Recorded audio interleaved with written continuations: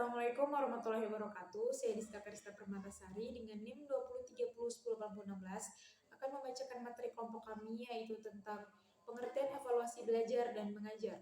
Kata evaluasi berasal dari bahasa Inggris evaluation yang mengandung kata dasar value atau nilai. Kata value atau nilai dalam istilah evaluasi berkaitan dengan keyakinan bahwa sesuatu hal itu baik atau buruk, benar atau salah, kuat atau lemah, cukup atau belum cukup, dan sebagainya. Sehingga evaluasi dapat diartikan sebagai suatu proses mempertimbangkan suatu hal atau gejala dengan mempergunakan patokan-patokan tertentu yang bersifat kualitatif. Selanjutnya, evaluasi pada dasarnya adalah memberikan pertimbangan atau harga atau nilai berdasarkan kriteria tertentu. Dalam Al-Quran banyak diungkapkan terkait dengan kata evaluasi agar manusia selalu berhati-hati dalam kehidupan sehari-hari. Selanjutnya, evaluasi belajar ialah proses yang berkepanjangan serta sistematis untuk mengetahui hasil dari proses pembelajaran yang sudah dicoba sudah baik atau belum. Sekian pembacaan dari saya. Wassalamualaikum warahmatullahi wabarakatuh. Baiklah, saya Arum Pramesti akan melanjutkan pembacaan materi kedua. Macam-macam evaluasi. 1. Evaluasi berdasarkan tujuan. A. Evaluasi diagnosis adalah evaluasi yang ditujukan untuk menelaah kelemahan-kelemahan peserta didik dan faktor-faktor penyebabnya. B. Evaluasi selektif adalah evaluasi yang digunakan untuk memilih peserta didik yang paling tepat sesuai dengan kriteria program kegiatan tertentu. C. Evaluasi penempatan adalah evaluasi yang digunakan untuk menempatkan peserta didik dalam program pendidikan tertentu yang sesuai dengan karakteristik peserta didik. D. Evaluasi formatif adalah evaluasi yang dilaksanakan untuk memperbaiki dan meningkatkan proses belajar dan mengajar. 2. Evaluasi berdasarkan sasaran. A. Evaluasi konteks ditujukan untuk mengukur konteks program baik mengenai rasional tujuan, latar belakang program, maupun kebutuhan-kebutuhan yang muncul dalam perencanaan.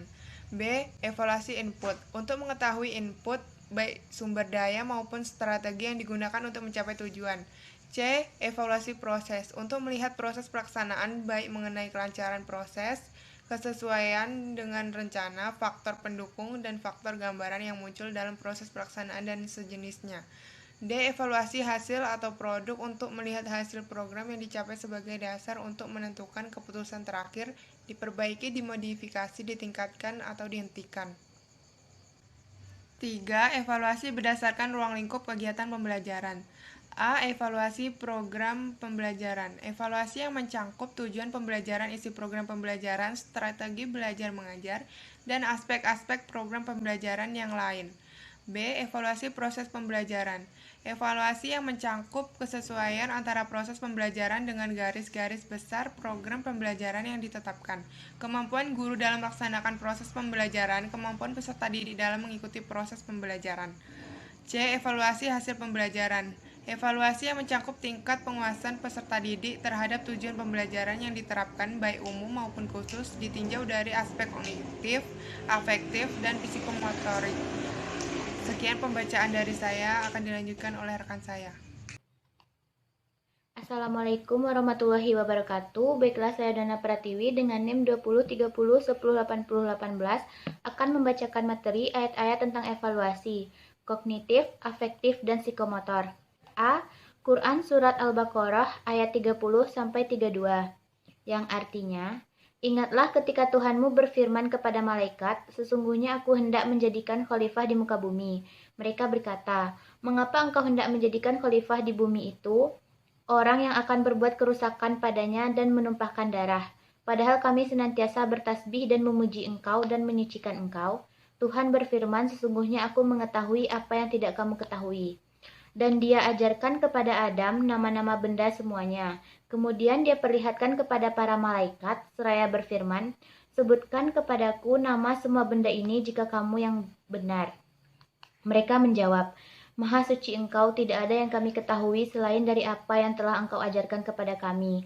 Sesungguhnya engkaulah yang maha mengetahui, lagi maha bijaksana.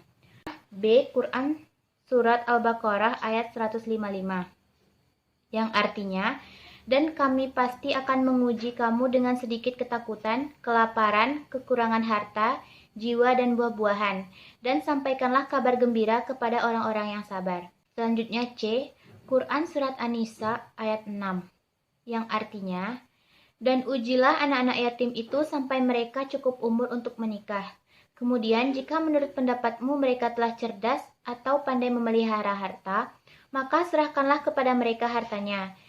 Dan janganlah kamu memakannya, harta anak yatim, melebihi batas kepatuhan, dan janganlah kamu tergesa-gesa menyerahkannya sebelum mereka dewasa. Barang siapa di antara pemelihara itu mampu, maka hendaklah dia menahan diri dari memakan harta anak yatim itu, dan barang siapa miskin, maka bolehlah dia makan harta itu menurut cara yang patut. Kemudian apabila kamu menyerahkan harta itu kepada mereka, maka hendaklah kamu adakan saksi-saksi dan cukuplah Allah sebagai pengawas. D. Quran Surat Al-Ankabut ayat 2, yang artinya, apakah manusia mengira bahwa mereka akan dibiarkan hanya dengan mengatakan, kami telah beriman dan mereka tidak diuji? Kandungan dari ayat ini bersifat pertanyaan. Namanya istifham inkari, pernyataan berisi penyangkalan. Artinya, tidakkah akan dibiarkan saja oleh Allah seseorang manusia mengaku beriman, padahal dia tidak diuji? Tiap-tiap iman pasti kena ujian.